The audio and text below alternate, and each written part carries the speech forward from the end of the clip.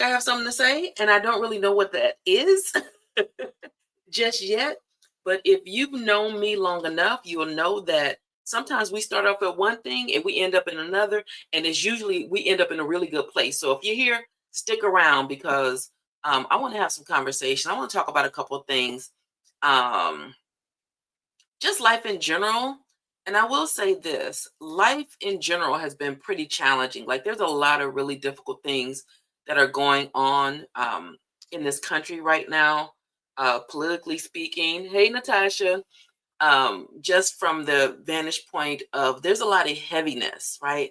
There's a lot of heaviness. And so, with that, it reminds me of the last time that I felt this level of heaviness, just collectively, that it put me in a bit of a tailspin. And so, I try to be intentional about doing my due diligence and making sure that I am protecting my space. So, I guess today we'll talk a little bit about what it looks like to protect your space. Hello, Flo. What it looks like to protect your space and to make sure that while we are informed, we are still attending to the matters of our own heart. And I wasn't even planning on going there, but that's where I'm going right now because I think it's important.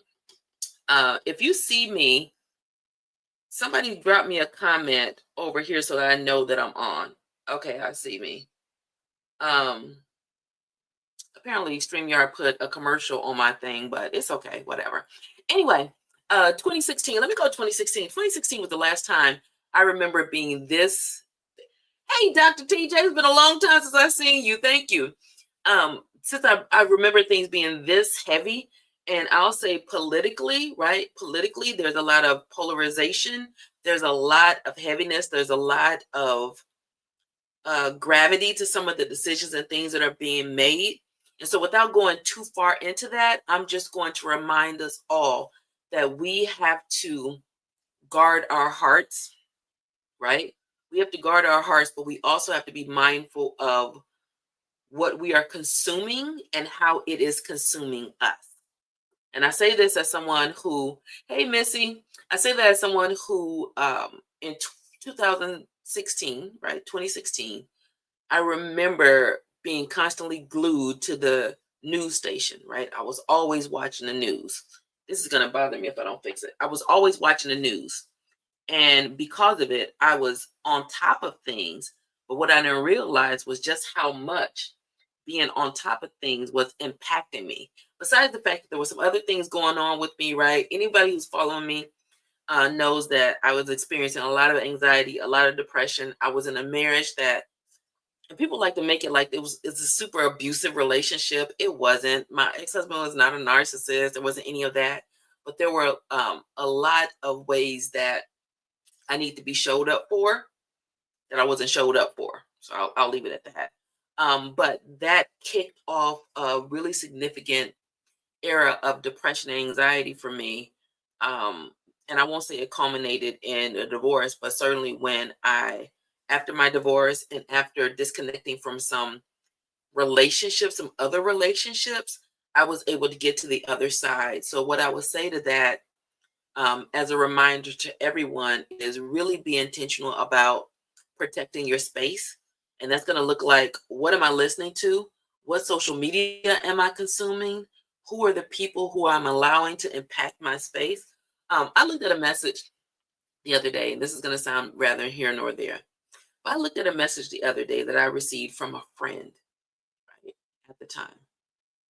And when I look back at that message with healed eyes, it looks so freaking manipulative and downright mean, right? But in the time when I was struggling, right? And I was in the place of feeling like I deserved punishment because I was not fulfilling whatever it is, or feeling like I was fulfilling what it is that God had for me. I took it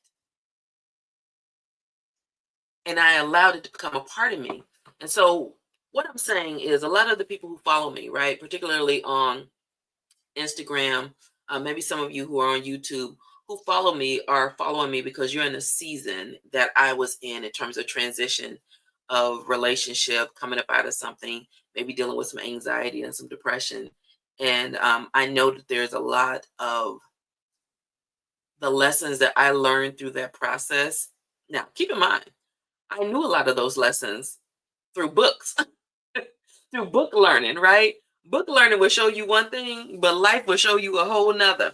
And that's not to say that, if you're going to a therapist or a coach, that they have to have experienced what you're experiencing to understand, because, we get training in order to ask questions and learn, understand. But there is nothing like being through a situation to get a whole different frame of reference about a situation. And so, like I said, I recognize that a lot of you who are following me now because of me divorcing after almost 30 years with somebody, being over the age of 50, and what that comes with. And part of what I recognized for myself as I navigated through that process was, again, I had to be very mindful of what I was allowing in my ears, what I was allowing myself to see, what I was allowing myself to believe, what I was allowing myself to feel. And sometimes that meant cutting people, places, and things off. People, places, and things, some of them had to go so that this version of me can live and thrive and grow and all of that. And I would say that I've had some very interesting comments. If you've been following my IG today, you know that there's been some interesting comments that I've been responding to. And I think that sometimes people get the mistaken impression that because I'm responding to a comment that's a negative comment that's steeped in negativity, that I feel negative about it. I don't. Most of the time, I'm laughing at the ridiculousness of the comments that are coming my way, the stuff that people think is going to get under my skin, because I'm too healed for those things to stick to me. But I recognize that there are some people along the way who are not quite at that place, right, that I am, where you can see something like that and it not affect you, that it not bother you. And so oftentimes, just about every time, and sometimes, I'm just gonna be honest, sometimes I do it because it's fun. Lord, forgive me. It's like roping a dope, right? It's like roping a dope sometimes. Like, you realize that you just outed yourself with this comment that you thought was going to be a sting against me. And so I like to say that I'm standing up for the people in my comment section, because there's somebody who's reading that.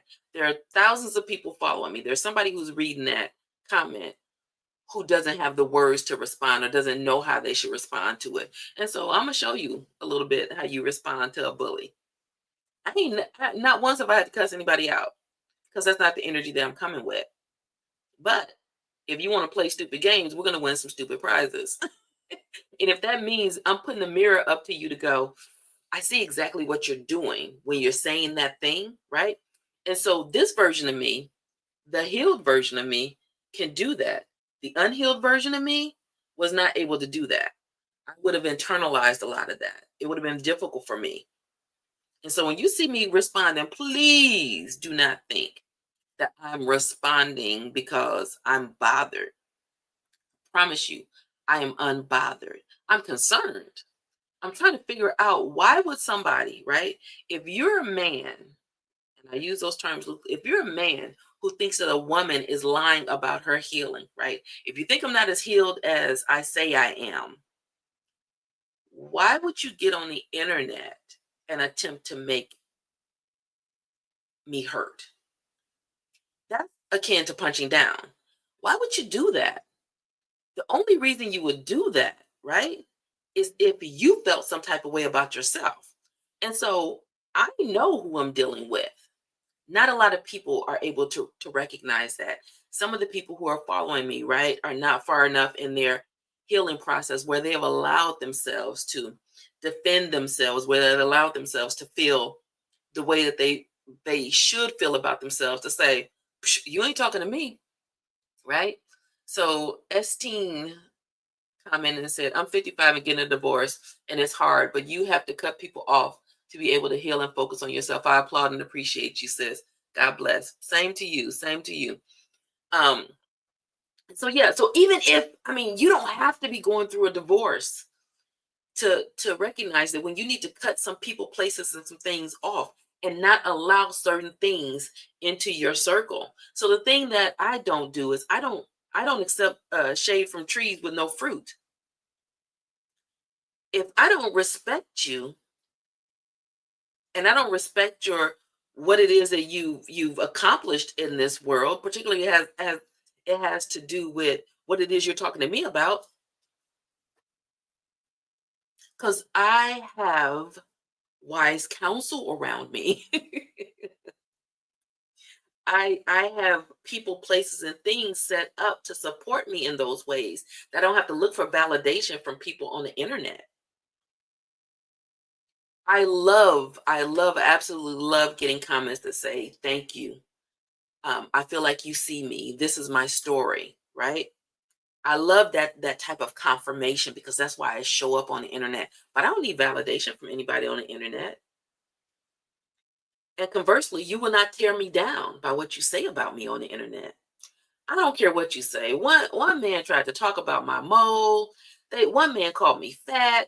And you know what? I have a mole. This mole right here. I weigh more than I've probably weighed in a while. And you know what? I accept and I love and I appreciate every bit of that. You can't say to me that my ex-husband is happier without me. I know that. That's why we got divorced. We're happier without each other. You're not hurting me. And so I'm able to dismantle all of those things. Thank you, Natasha. She said beauty mark. Yeah, I like it. I love it, right? I'm able to dismantle all of that because I accept all of me, flaws and all. I give myself permission. I give myself grace to grow. And if you're not willing or able to do that for yourself, then what happens is other people come in and they can pick you apart. If you are carrying shame, shame is a poison. If you are carrying shame, you are setting yourself up to allow other people to pick you apart, other people to tell you who you are. And I'll tell you, I've met a lot of people over the course of my life, a lot of people. And there were times where I would attempt to be who certain people desired for me to be. And what I found is if you do that too much or too often or too comfortably, it's very easy to forget who you are. And if you forget who you are, you're not only doing a disservice to yourself, but you're doing a disservice to the people that you were set out in this world to serve. We all have purpose. We all have purpose. The experiences that we've gone through have been for such a time as this. And if we're not allowing ourselves to take ownership of what it is that we've experienced, right? Our triggers, our traumas, our what we think are our failures, the things that we're afraid of that other people are going to find out about us. If we don't take ownership of that, we're always looking around waiting for the other shoe to drop, waiting for somebody to figure out that thing about us, to tell us we're not as good as we think we are. And if we operate out of fear, right? Yes, a chameleon. If we operate out of fear, it's hard to operate out of love. It's hard to operate out of faith. It's hard to lean into who it is you were designed to be, the purpose that you have. Now, I know somebody is watching this and they're looking at my sign right there that I just fixed. And they're saying, Rhonda, that verse don't even go together. Let me tell you the story behind that because it's bothering somebody. Is it bothering somebody? Did anybody notice that? Did anybody notice that back there? So when I purchased this, right, I got it from the what's the $5 store? Five Below. I almost called it $5 Tree. Child, the Dollar Tree about to be the $5 Tree, but we're not going to the Dollar Tree because Jamal Bryant said no dice. They don't support us, so we're not supporting them. Hashtag boycott. Anyway, when I got that from Five Below, I was watching TV and I was putting my favorite verse on it. As I was watching TV, I wasn't really paying attention to what I was doing. And then I went and I put the Romans 8:28 on it. And I looked down and I read it. And I thought, that was not what I meant to put down. I didn't mean to put, for I know the plans I have for you. I had no intention of putting that down. Dare I say, I don't know where that came from, because what I was going to put on there is all things work for the good. Now, the full verse is all things work for the good of those who love the Lord and are called according to his purpose, right? But that's what I got. And so when I saw it, I was going to correct it. But then I read it and I thought, for I know the plans I have for you, because all things work for the good of those who love the Lord and are called to his purpose. So many of us have allowed mere mortals, raggedy mere mortals, to knock us off our square. And because we've allowed them to knock us off of our square, we're not living according to the purpose that God has called for us. We're living in fear. We're living in the fear of what some raggedy, dusty, mere mortal might think of us. And I think that's sad. I think that's sad. And so recognizing that this is even bigger than your comfort, this is bigger than your discomfort, this is bigger than the approval of other people. I used to have this saying, and I actually made t-shirts that said it. What was it? What was it? Oh, my dopeness doesn't require your approval. My dopeness doesn't require your approval. So you don't have to validate it, because I recognize the gifts that I have. And I think when we get in the places where we count on other people who may be intimidated by our gifts, who may be jealous of our gifts, who may be envious of our gifts, to validate our gifts, we get lost in the sauce. Does it make sense? Does that make sense? I don't know if anybody's watching. I'm not seeing a whole lot of, but it's going to make sense for somebody. It's going to make sense for somebody. You're allowing raggedy mere mortals to tell you what's good about you. And because of that reliance on them, you're forgetting what it is that you were put here to do, why you were put here to do it, and who you were put here to do it by. And you forget that all things work for the good. For those who love the Lord. We all like, I love the Lord, hear my cry. And are called according to his purpose. His purpose for you. Not his purpose for your neighbor, not his purpose for your friend, not his purpose for any of those people. His purpose for you. Natasha said, reliance on their raggedy stamp of approval. Yes, we're looking for flawed human beings. And I don't care if it's your boss. I mean, we have to show reverence to parents, but parents aren't perfect. I'm a parent. I'm not perfect. Your co-workers, your friends, your spouse, if we are living for the approval of man, our purpose will die in that place, because we'll start sidestepping to make sure that they're okay, that they're fine, that they're happy. And some of you have such big light on you, right? You have such a big light that you're drawing all kinds of people to you. And because you don't have boundaries, you don't have good boundaries, you're finding yourself feeling like you're used up. Get some discernment and some boundaries, boo, and then do what it is you have to do. Now you have to do it. I was having that conversation a while back. I've been talking about this a lot in terms of dating, right? Because these men are like, oh my gosh, we have such great conversations. Gloria, do you really want to be on this video? Because if you want to be on this video, I'll bring you in for a conversation. Now, the people over here, y'all won't see her, but Gloria just put a thing on there. Oh, she took it away. But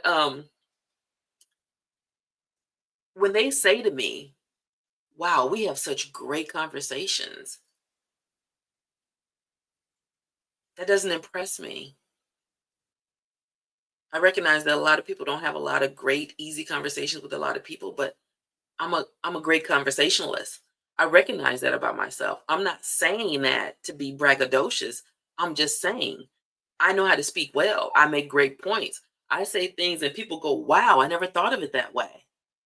I'm a paid speaker, right? And so for someone to say, well, we should be a couple because you're such a great, we have such great conversations. I don't fall into that because for me, it takes more because I recognize that I carry a lot of conversations. So when you are a light, come on now, somebody needs to hear this. When you are a light, you will be attractive. You will attract a lot of people. That means you're going to attract some not so good for you people. You're going to attract some manipulative people. You're going to attract some judgmental people. You're going to attract some frenemies. You're going to attract people who are envious of you because you're attractive. I'm not saying you're pretty. I'm saying you're attractive. Y'all know what I mean, right? Y'all know what I mean. You ever meet somebody and there's just something about them? That's some of you. And you're attracting people to you. And you're wondering why all these people always want something from you. It's because you're attractive. That light that's inside of you is going to shine, whether you like it or not. I said, God's going to get my gift out of me with or without my permission. My gift is going to show up with or without my permission. And because I understand what my gifts are, right? I disconnected from people who would maybe want to misuse, abuse, or negate my gifts. When I get away from people like that, and I can really start to unwrap what the gifts are, right? Because the gifts are pretty dope. We all have gifts. The gifts are pretty dope. When you can unwrap your gift and then own your gift, recognizing that our gifts are not for us, there are a lot of things I could do for other people that I could not do for myself. Hear me when I say there are a lot of things that I could do for other people that I could not do for myself. I am the world's cheerleader. I am a positive affirmations girl. I will make you feel like you could do anything. Will I not? If you know me, co-sign for me. Co-sign. You have a conversation. I had a conversation with somebody. I talked to her and she said, Rhonda, I spent 20 minutes talking to you and it changed my whole life. I recognize that that's not me. That's the gift that I have in me and I own it. So I don't say stuff anymore like, it doesn't matter. Come on, Natasha. Natasha said same here. So how do you preserve that? How do you protect it? How do you own it? But not only how do you own it, take ownership of it, how do you steward that gift? And the way that I learned that I had to steward my gift, because I show up best when I show up like this. Keep in mind, because the anniversary of this video, this was a video I made probably 6 years ago. And I'm probably going to put a snippet of it because I really want people to see that I've been showing up. But when I tell you, it was when I was at my saddest, my most depressed, my most negative self-talking-ish state. I was at my worst and I was still showing up for people. And when you look at this video, ooh, child, I'm gonna post it. I'll post it. I'll post it. But when you look at this video, you will look at what appears to be a broken vessel. The gift still worked. I just had to show up. And what I recognize about myself as a steward, right, Natasha, as a steward of that gift is it's so much easier for me to show up when I'm taking care of myself. The vessel of the gift. We have to do that. We have to take care of ourselves. We have to take care of our mental. And that's what we think. When people think about mental health, immediately you think about like mental illness. But mental health is, what are the thoughts that I have? What am I thinking? My mental health. Come on now, the broken healer. Woo! I know a few of those, right? I know a few. Y'all, is it just me or is it getting hot in here? My little fan broke, so I gotta Jimmy rig it. Mental health is how we're thinking. Guard your thoughts. You guard your thoughts by taking hold of those negative thoughts that come in when they first come in, recognizing that that's what they're doing. Recognize that this thought that you're thinking is one that's about to go down a rabbit hole that you don't want to go down. So you got to redirect those thoughts. You have to redirect those thoughts. Okay, I see you. I see you, as Alicia. As Alicia said, I had the nerve to want a different gift, a gift I'm comfortable with.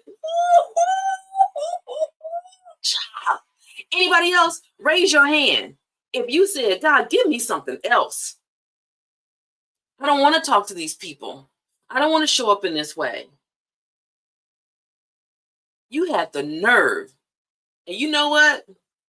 We can have all the nerve we want, and God go laugh at us. Right? God go laugh at us and be like, okay, I just said something. I really want that comment to post up here. I want that comment because I want to see it. But what we have to do, make sure your stream is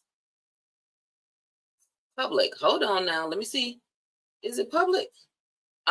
What we have to do is we have to make sure that we are allowing ourselves. Oh, here we go. Can I edit it? Shoot, I want to edit this so that I can see your comments. But we have to allow ourselves to fall in love with the gift that we have. Maybe not even love at the first, but just be it like, right? Because God will give you an assignment that's going to stretch you. And the reason it's going to stretch you is because he wants to make sure you know it's not just all you. So it's okay to be uncomfortable. It's okay to be in a place where you go, that's not my thing. I don't even want to do this. Lord, why? Why me? Anybody ask why me? Anybody got a Moses anointing? Anybody else but me? Lord, you know I talk funny. Why you go send me to talk to them people? I say all the time, I got a speech impediment. Child, I be making up words. I be doing stuff that don't make no sense. And when I tell you, the people love it because it's the gift that shows up. Before every training, I pray, Lord, empty me, remove me, use me, have your way. Because I honor the gift. I honor the gift by recognizing that it's not mine. It's not mine to decide what to do with, right? It's not even mine to decide how to use. Because like I said, God's going to get, he's going to gift his gift from me one way or the other, right? All right, I'm trying to moderate. I'm trying to make this so I can see these comments. But recognizing that to be a good steward of your gift, you have to be a good steward of yourself. You have to allow yourself to challenge your mindset, right? Your mindset, the thoughts that you have that pop up in your head, the ways that you sit into spaces where you know it's not a good place for you to be. Now, this is physical spaces, this is mental spaces, this is emotional spaces, this is all of that. You cannot steward your gift well if you allow yourself to stay in places. And what do I mean by allow yourself to stay in places? So for me, I knew that there were some places I had to get out of, and there were some places I had to get into.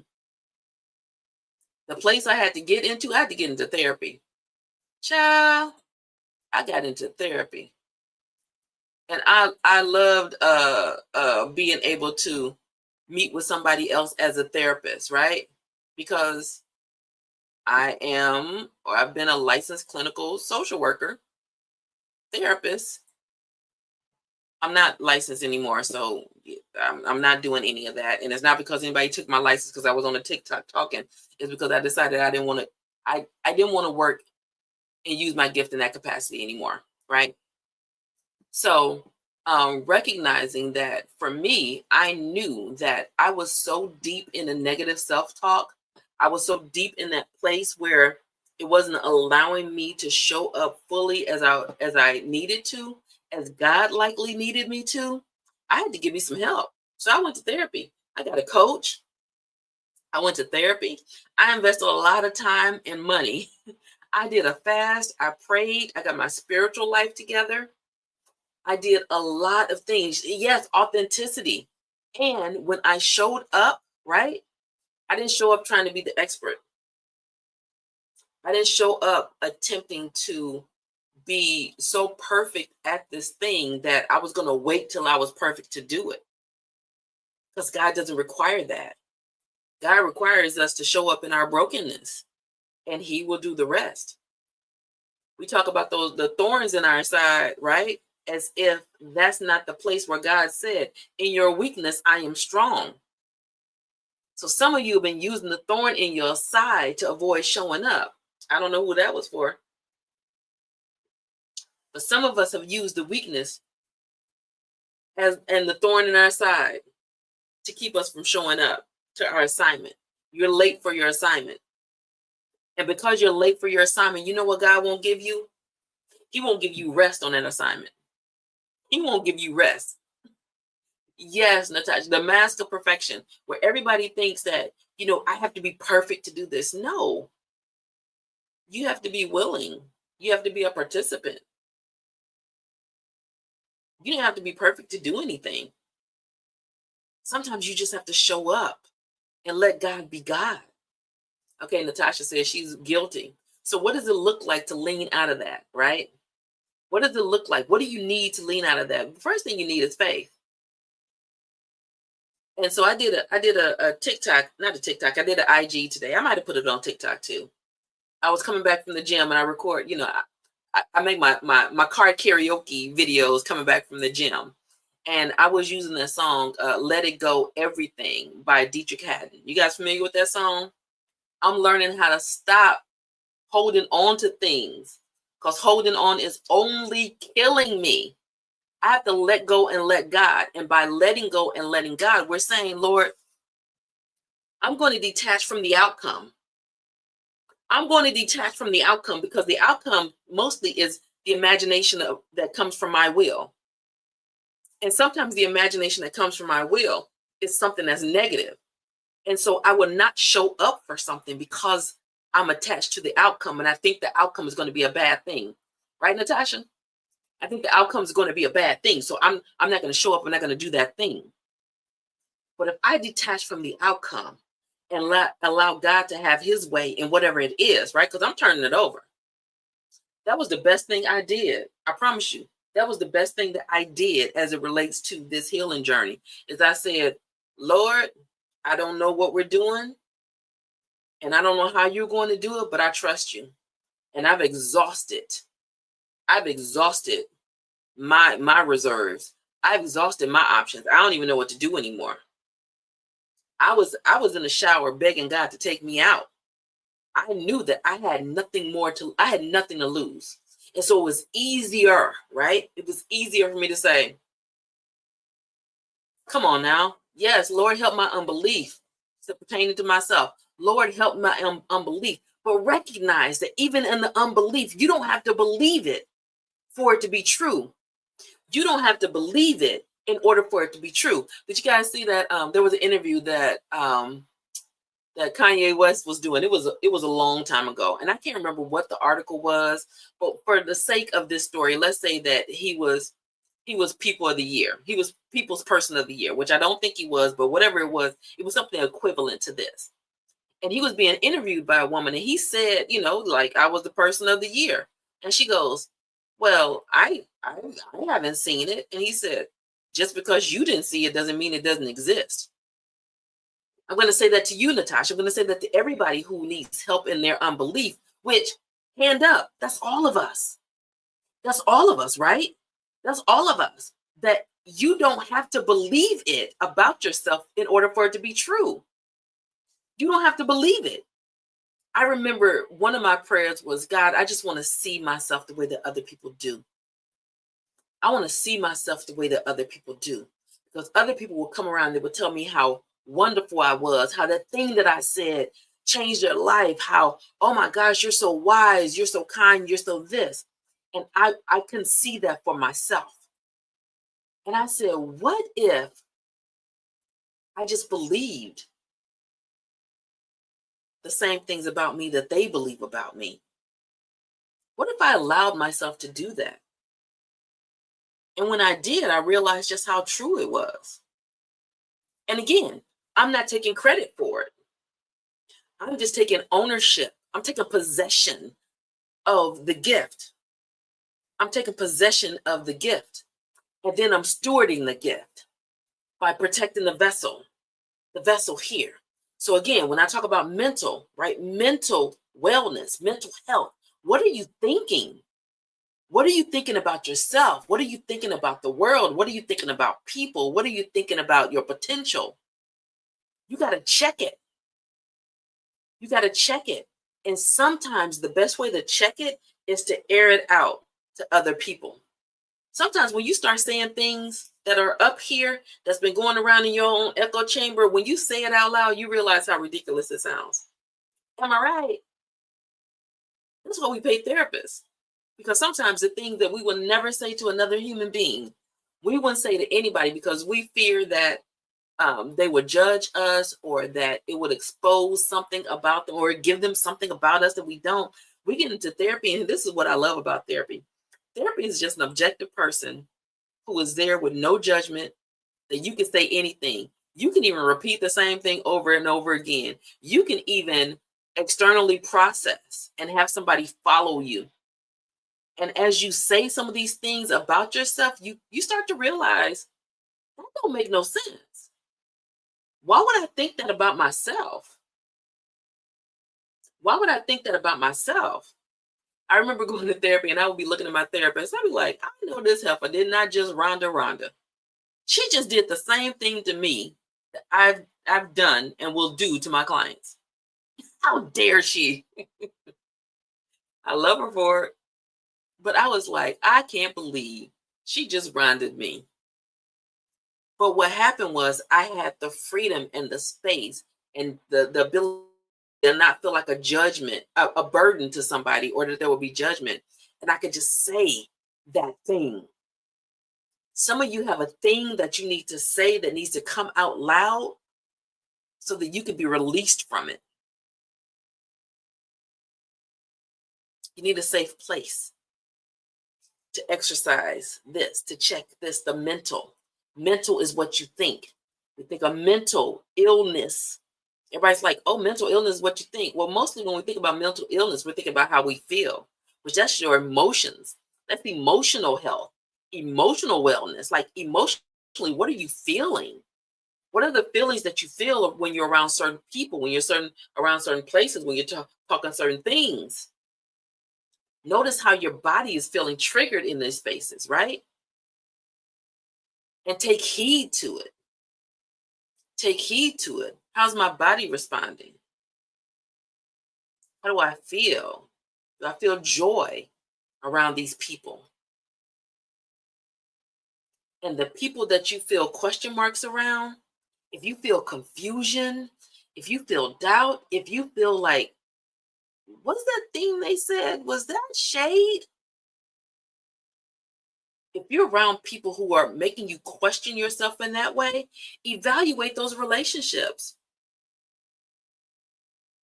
There's a lot of toxicity in a lot of close relationships. I remember having a therapist who looked at, I had her go through a whole conversation feed with a former friend of mine. And when I say she read that whole relationship for filth, and she did it in the most therapist way possible, but it was really like, do you recognize the cycle of abuse? Some of you are in abusive friendships. We think abusive relationships, we think platonic, but there are a lot of you who are in abusive friendships. Evaluate emotion. So I talk about the reticular activating system a lot. And basically that is that we see what we focus on. So if you're focused on and surrounded by the horribleness of the world, you will see more horribleness of the world. So with that, I encourage you that if you are somebody who has to be on the news, in the news, know what's happening day by day, please protect yourself. Please protect yourself, because there's a lot of really bad stuff going on out there. There's a lot of scary stuff going on out there. We can be connected without being overwhelmed by it. And if you start to find yourself being overwhelmed by it, disconnect. One thing I did want to talk to you guys about, because I actually wrote it down. Wait a minute. I made a little banner for it. It was something that I said in my group the other night. So I have two groups. One is a paid group, one is a free group. So in my Shift Queens group, that's the free group. It's on Facebook. And I used to do office hours in there, which was basically an Ask Me Anything, is where we show up on Zoom and I could do some live coaching, or if somebody has a question about anything, it's a live Q&A. And a lot of people have found a lot of benefit in that because we're literally talking one-on-one. So if that's something that tickles your fancy, and I think there's a thing, make sure you go to shiftqueens.com and you join there. Wednesday night, I will be doing the first Shift Queens office hours of this year. The first Shift Queens office hours of this year. So whether one person shows up or 150 people show up, there's 1,300 people in the group. I'm going to be there. I'm going to be answering questions. And again, that's shiftqueens.com. If you're on IG, if you comment Shift Queen, you will get the link to it. All right, IG. The rest of you have to go to shiftqueens.com. But in my group the other night, which is my paid group, yourpeaceacademy.com. And when I say paid group, it's right now it's priced at $25 a month. But that group, they get weekly group coaching sessions and trainings with me. They also have Rhonda Peace Academy GPT. That's a new thing that's going to be added to the group. I'm so excited about that because it's really cool. But and they get some other things. We're going to do a devotional. We're going to do all kinds. So it's a more interactive group. So for Natasha Shift Queen, you just type the word Shift Queen and it should. I don't know if it'll do it on the live, but it'll do it in any other things. And it's at my link. But in the Peace Academy at yourpeaceacademy.com, that's a much smaller group, and I'm more hands-on in there, and I'm building a community of people who can support each other through transitions. But I say that to say, last night we had a call, and during that call, I said something I want to share with you all that's along these lines. And like I said, I will start off talking about one thing, and the next thing you know, I've said something else that's like, whoa, I need to write that down. So let me show you what I said. I said, don't deprive yourself of a real opportunity based on an imaginary problem. Don't deprive yourself of a real opportunity based on an imaginary problem. See, the reality of life is, because they check this out statistically, and I'm going to look at the number. Hey, Zachary, 5K. I love Zachary. The statistic says that the majority of the things, and I'm saying like high 80 something percent of the things that we worry about don't even happen. The majority of the things that we worry about, right? So that's fear. Fear is what feeds worry. The majority of the things that we worry about don't happen. Of the next 13% of things that do happen that we worry about, only like 3% of those things that happen are life-shattering. Now, that's not to say the bad things don't happen. That's just to say that the majority of the time, we're worrying about stuff. We're wasting time worrying about things that aren't even going to happen. And because of that worry, we will sometimes X ourselves out of opportunities. We will sometimes not step into or lean into things because we're worried about the other end. Remember when I said detach from the outcome? Sometimes we're so attached to the outcome that it paralyzes us. And so if you are willing to not deprive yourself of a real opportunity based on a problem that you created in your head or an outcome, you are likely to go further, right? Zachary said facts. Yes, facts, Zachary. Don't deprive yourself of a real opportunity based on an imaginary problem, because most of our problems, most of the things that we're forecasting for our future are imaginary based on the statistics. And somebody can look it up. You can look it up. The majority of the things that we worry about don't happen. And you know what they say about worrying? Worrying is like praying for something that you don't want.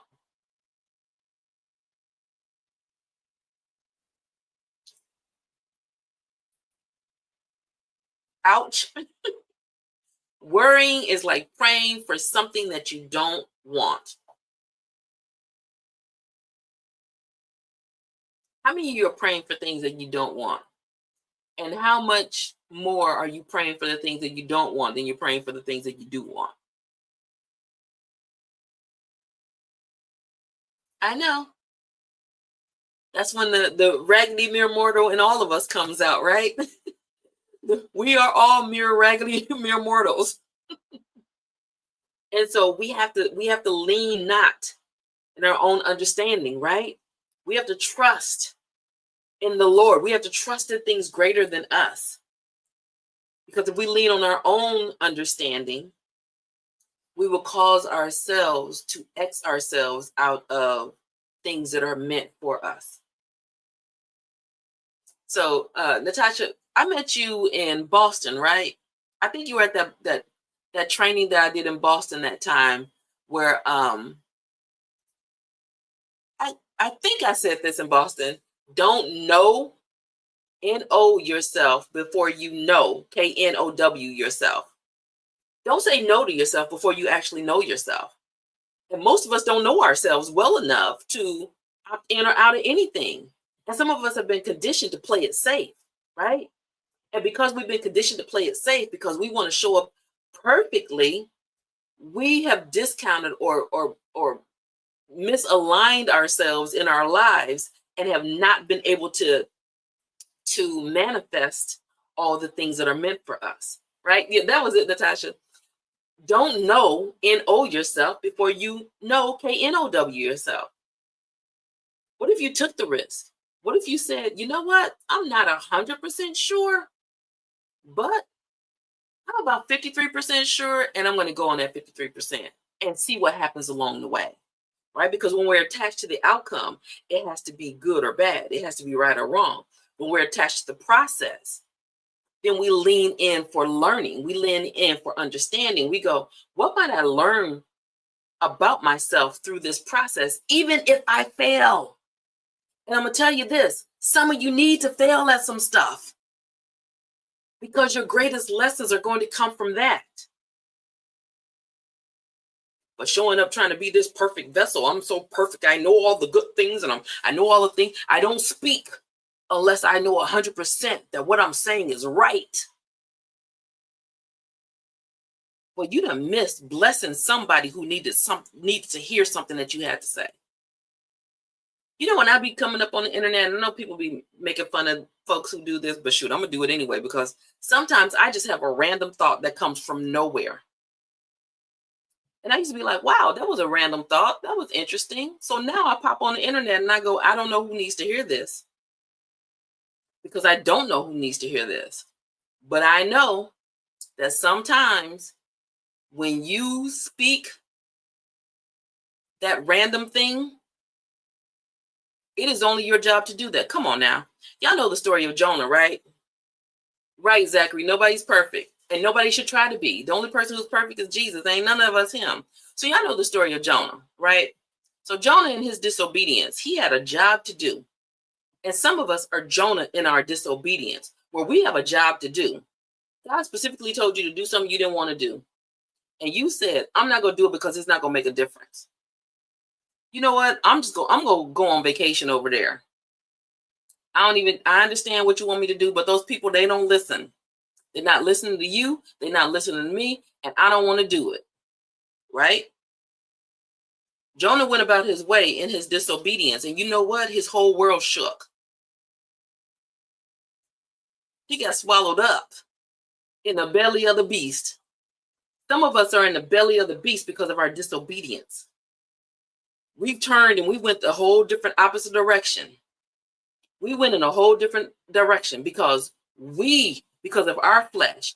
And when our flesh gets in the way, our pride and our ego starts making us move. And make no bones about it.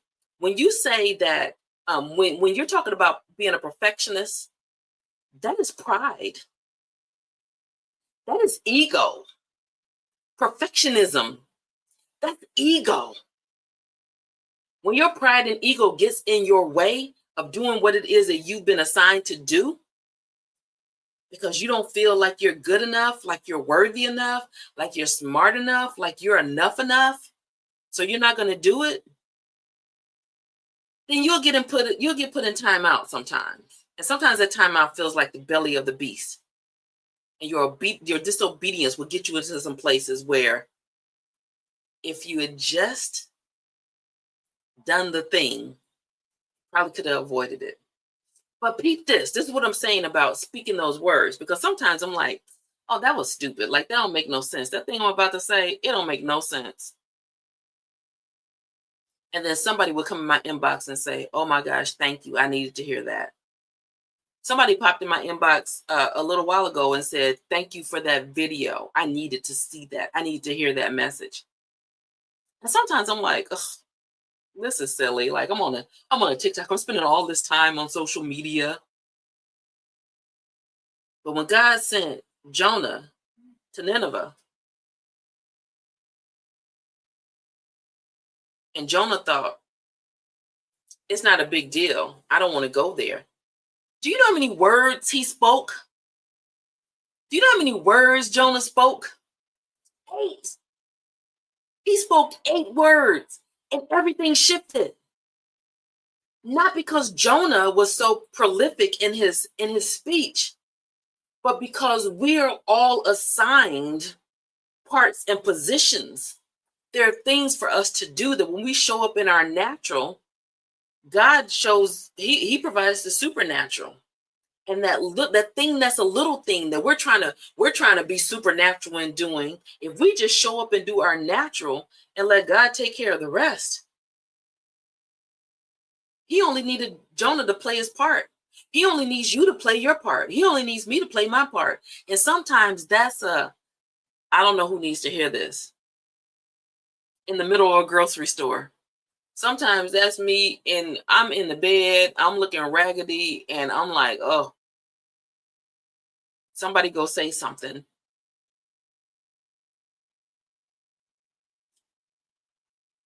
But one of my commitments, and I'm going to be honest with you guys, I've not been as good at it as I should be, right? One of my commitments was more expedient obedience. Right, Zachary? Wow. Expedient. I wanted to be quickly obedient. I won't say that I always have been, because it's easy to fall off of that, right? We need reminders. We need accountability. We need, and I don't want a biblical reminder. I don't want to be in the belly of the beast. So God says, show up and speak to the people. I'm going to show up and speak to the people. And it doesn't matter to me if I have a video and it gets 900,000 views and 4,000 people hate it, and one person says, I needed that. I'm here for the one. I'm not here for the 99. Because sometimes God will send you for the one. And in order for him to send you to the one, sometimes you might be attacked by the 99, but that's okay. Because it wasn't for them. Use your voice. Show up. But clear your mental. Work on your emotional. The thorn in your side. I thought that depression was going to be the thorn in my side. I thought depression and anxiety was going to be the thorn in my side. I figured that was going to be my lot in life forever. I really did. And when I say it was debilitating, it was debilitating. It was very debilitating. But what happened was I got my breakthrough.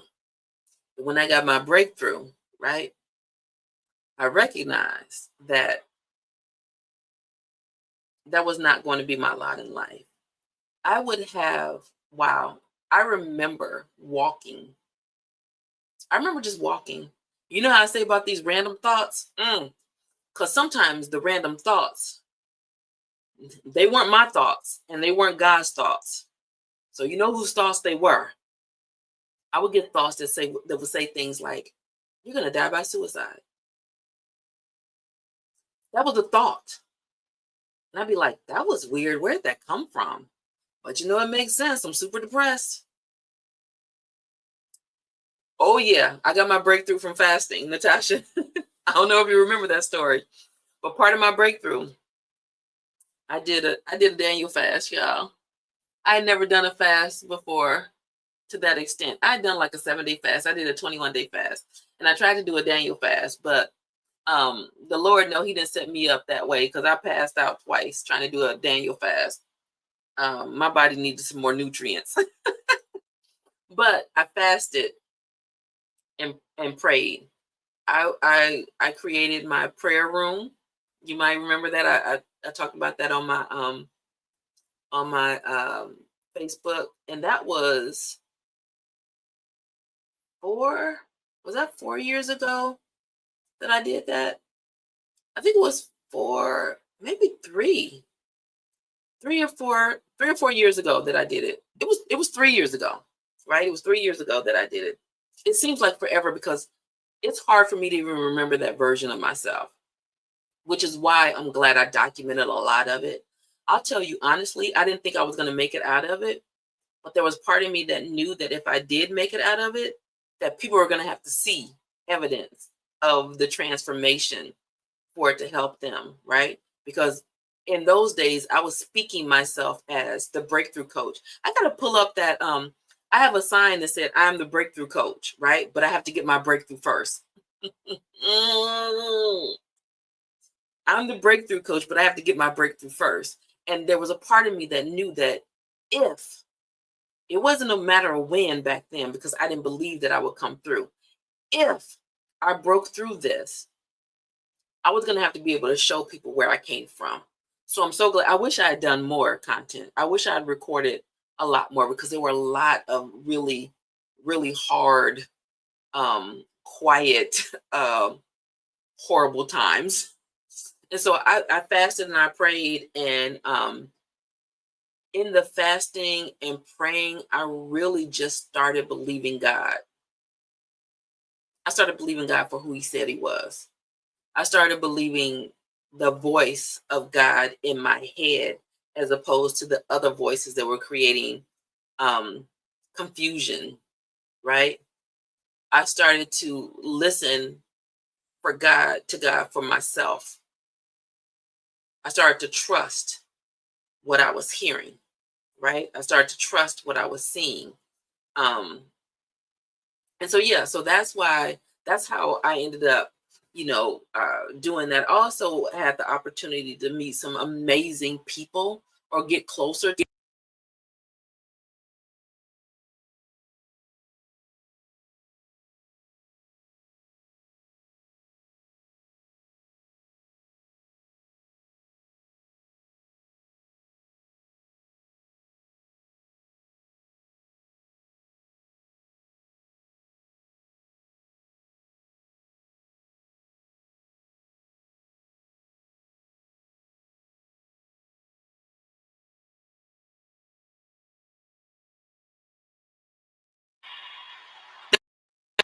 Sorry about that.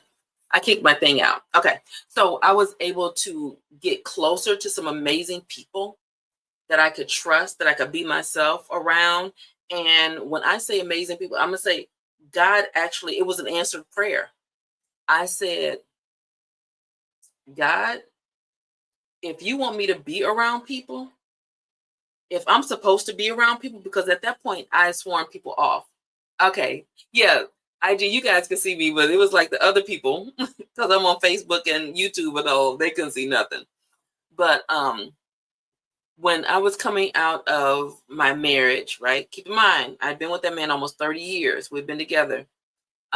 When I had a friendship, a really close friendship that had ended, I had other friendships that had ended or changed. And I had started to basically take myself out of the game, right? When I talk about that thorn in my side, I said, okay, God, apparently I'm not meant to have people close in my circle, because the people close in my circle, once they get to know me, they don't like me anymore. They don't treat me well. So I don't want no more people. God, I don't want no more of them people. I'll serve your people, right? Like Jonah, I'm gonna say the thing you tell me to say, and then I'm gonna go sit up under that tree. I'm gonna say what you want me to say, but I don't want to be. And then I literally, like, I be talking to God like this. Anybody else do it? And if you want me to be, if you want people, send your people. If I'm supposed to be around people, send your people. And I'll be doggone if the next day my current best friend, who I moved across country with, called and said, "Hey, I see you're in town. Um, you want to grab lunch before you leave?" And we've been thick as thieves ever since. See, sometimes you got to be really intentional about the prayers that you pray, and then pay attention when God answers them. If you've ever prayed that prayer, "Lord, if it's not for me, remove it." Y'all ever pray that prayer? Because won't he will? He'll remove it real quick, fast and in a hurry. So I learned to trust that just like I can pray people in, I can pray the wrong people out. Like, "Lord, if this isn't for me." So again, part of my breakthrough, part of my healing, part of my trust is that I no longer lean on myself to have all of the answers. I don't lean on myself to have to be right. I don't lean on myself to have to be understood by everybody or approved by everybody or accepted by everybody.